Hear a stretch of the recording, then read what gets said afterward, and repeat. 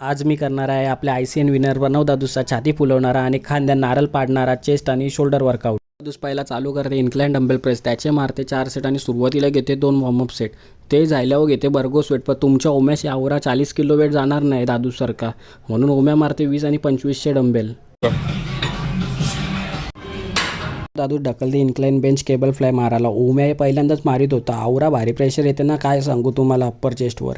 याचे पण प्रणव दादूस मारायला सांगते 4 सेट. ते नाही होई तर प्रणव दादूस बोलते लोअर चेस्टसाठी इन्क्लाइन बेंच होता तो अजून एक कमी कर आणि ओम्या परत जे फ्लाय मारायला. यो सेट आवरा आवरला ना ओम्याला, आता का त्यांशी उठायला मागे नाही. ते आवरा पिसलले ना दादूस, थांबाचं नाव नाही घेऊन दे.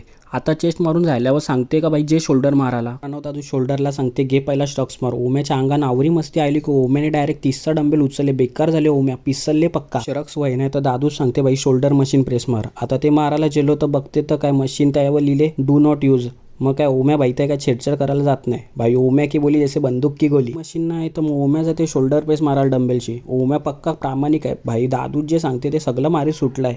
शाप उतारा काढले ओम्याचा, पक्का दमले ओम्या. दादूस गेले पोचिंग करायला तो ओम्या पण थांबले पाणी पिवायला. काय टाइमपास करायला लागलो तर बघता येतं काय पिसलले प्रणव दादूस. मग लगेच गेलो स्मिथ मशीन अपराईट रो मारायला. पण बघते तर इथं मशीनवर झुंबड पडले. मग त्या झुंबडींना जाता घेतले रॉड आणि लागलो अपराईट रोज मारायला.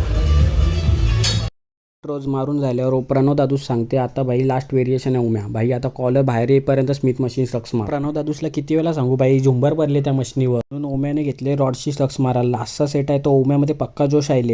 चला बाय, आपली ही व्हिडिओ आवडली असेल तर ओम्याला फॉलो करा.